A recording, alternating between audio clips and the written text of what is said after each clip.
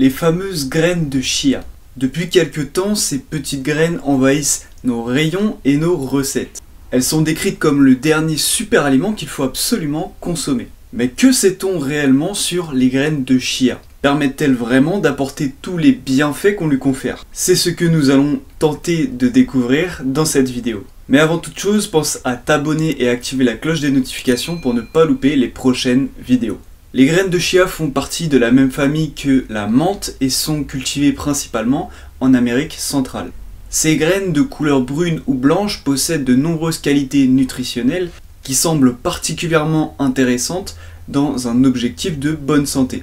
Les bienfaits prétendus des graines de chia sont nombreux. On parle de gestion de la glycémie, d'aide au développement musculaire, amélioration de la qualité de la peau, des cheveux, des os, amélioration du transit et même aide à maigrir. Tous ces bienfaits qu'on peut lire dans les magazines sont en réalité des hypothèses basées sur la qualité nutritionnelle des graines de chia. En effet, ces graines sont composées d'oméga 3, de vitamines, de minéraux, de protéines, de fibres et d'antioxydants. De manière plus précise, elles contiennent 40% de glucides environ, dont 34% de fibres, 30% de lipides et 16% de protéines. Dans la composition lipidique des graines de chia, on va notamment s'intéresser à un acide gras qui est essentiel pour l'homme, qui est l'acide alpha-linolénique, qu'on va appeler ALA. Cet acide gras est un oméga 3. On sait que ALA est utilisé par le corps pour synthétiser du DHA et de l'EPA, qui sont également deux oméga 3 essentiels pour l'organisme et qui vont avoir de nombreux effets bénéfiques pour la santé.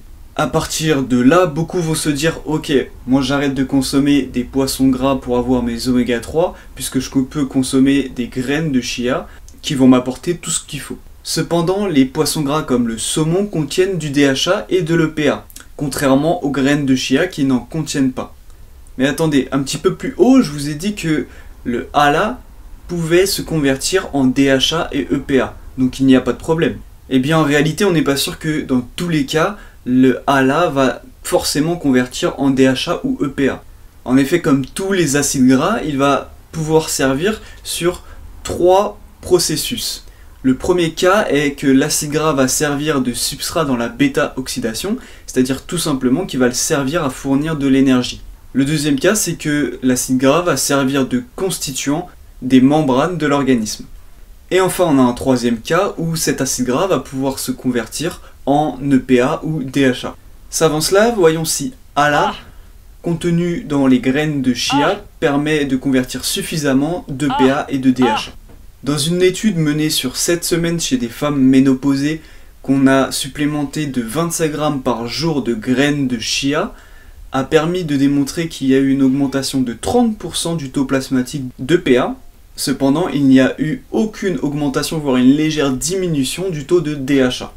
Dans une autre étude menée chez 90 hommes et femmes en surpoids qu'on a complémenté avec 50 grammes de graines de chia par jour données en 2 doses de 25 grammes, on n'a vu aucune influence des graines de chia sur la prévention des facteurs de risque. On peut donc en tirer une première conclusion. Aujourd'hui, les graines de chia n'ont pas démontré d'effets bénéfiques plus importants que d'autres aliments sur la santé, notamment dans la prévention de facteurs de risque, et que les études faites sur l'augmentation des taux de EPA et DHA à partir de l'ALA contenu dans les graines de chia ne démontrent pas encore de résultats significatifs. Cependant, une autre théorie a émergé avec la popularité des graines de chia. Cette théorie dit que ces fameuses graines permettent de favoriser la perte de poids. Plusieurs mécanismes sont évoqués pour prouver cette théorie.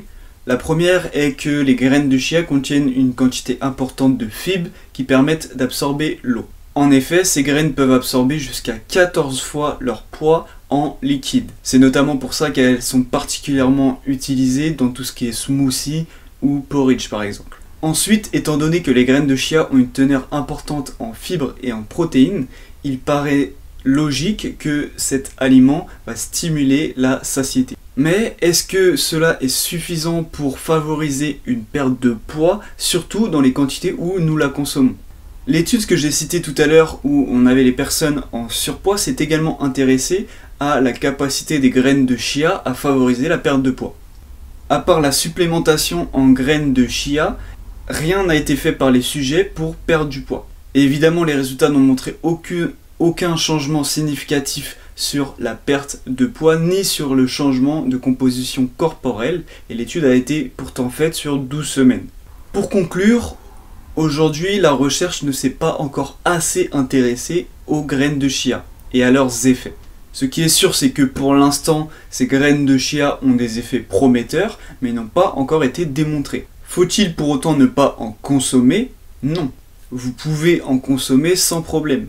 Ces graines restent très intéressantes d'un point de vue nutritionnel et pour l'instant, aucun effet indésirable n'a été démontré. Néanmoins, ce qu'il ne faut pas faire, c'est supprimer vos sources d'oméga 3 actuelles comme le poisson gras pour les remplacer par les graines de chia. Je pense également qu'il faut arrêter de chercher des super aliments et avoir une vision plus globale de la nutrition. D'ailleurs, si ça vous intéresse, j'ai également réalisé une vidéo du même style sur la spiruline. Voilà, j'espère que la vidéo vous a plu. Si c'est le cas, n'hésitez pas à mettre un pouce bleu et je vous dis peace.